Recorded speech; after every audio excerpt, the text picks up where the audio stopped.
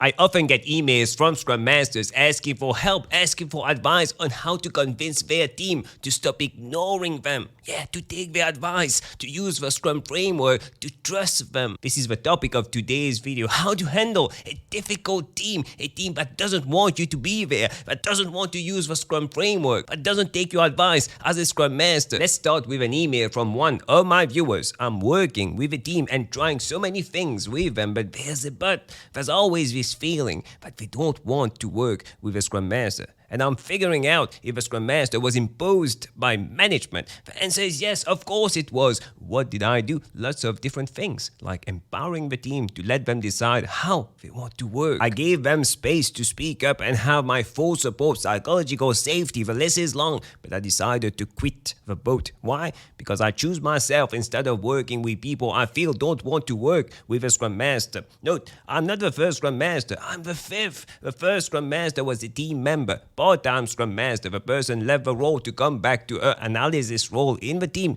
She left the company a few weeks ago. Second Scrum Master was also a team member. He left the Scrum Master role to come back to his expert role. Third was a full-time Scrum Master. He asked to leave the team. The fourth, leaving the team and maybe leaving the company. What do you think of this email? What do you think of this scenario? My typical response to these kinds of emails is asking why. Why don't they want to work with you? Are we making an assumption here? Do you feel that they don't want to work with you? Or did they clearly tell you, I don't want to work with you, I don't need a Scrum Master, or we don't need a Scrum Master and we don't like you? Or are you simply making an assumption? You feel, based on their action or what they said, you feel that they don't want to work with you. We need this context. Extremely important. Your role as a Scrum Master is to help them, serve them.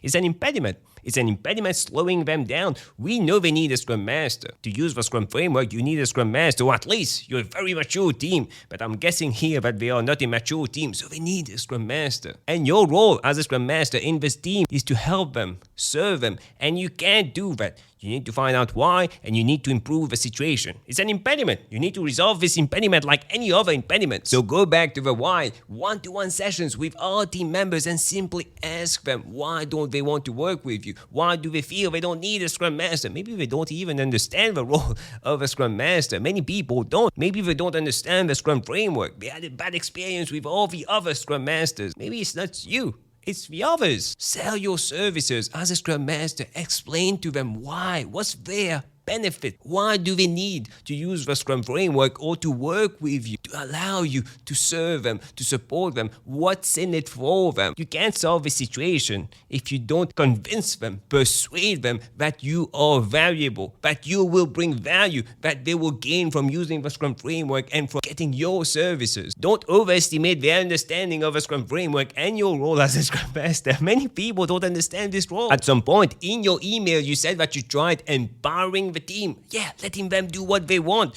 which sounded kind of weird to me.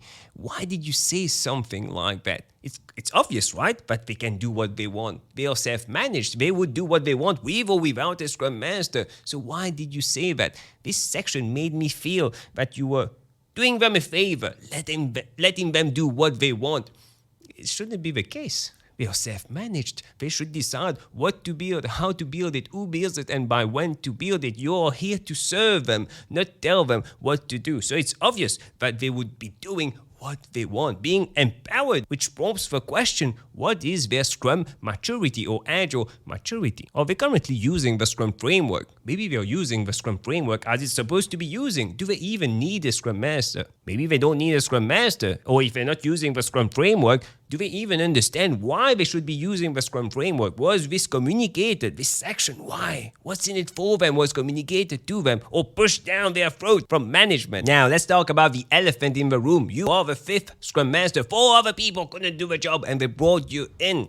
Why would you be different? If I was a developer in the team, based on empirical evidence, there's a high chance that you would fail and leave the team. And I was right. I would be right. You left the team and you failed. When many Scrum Masters can't work with a team, many people like jump into conclusions. Say, yeah, it's a team's fault.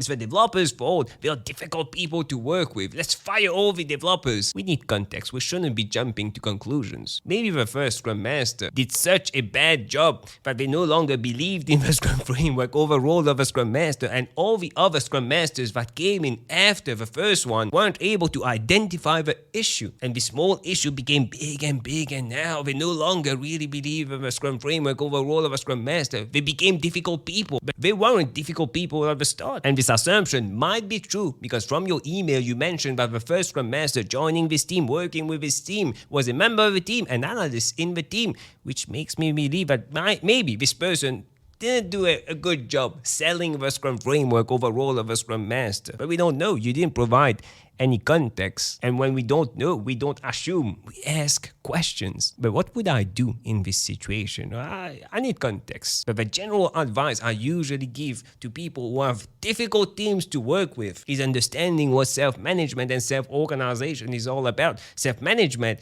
doesn't mean that you can't tell the team what to do. No, you still are the owner of a Scrum framework. You are the master of a Scrum framework. You should be guiding them, teaching them, telling them how to implement this Scrum framework, Agile practices, Agile principles. You can't do that. You cannot tell them how to code, how to prioritize work. No, that's their job. They are the experts, but you are the expert in the Scrum framework. Teach them, show them exactly what to do. So I would guide them, tell them, okay, maybe you don't want to use the daily Scrum, right? Let's not call it the daily Scrum. Let's call it the simple meeting, a planning meeting. Why do we need to do planning? For all these reasons. What's in it for you? All these reasons. And then tell them to try it maybe for 1 sprint or 2 sprints. If it doesn't work, if they don't like the planning, let's forget about it. But you're not selling the Scrum framework here. You're simply selling the idea of planning and telling them what's in it for them. Who doesn't want to do planning? Everyone does planning, right? It's simply a daily planning that we are doing. Everyone does that. Or at least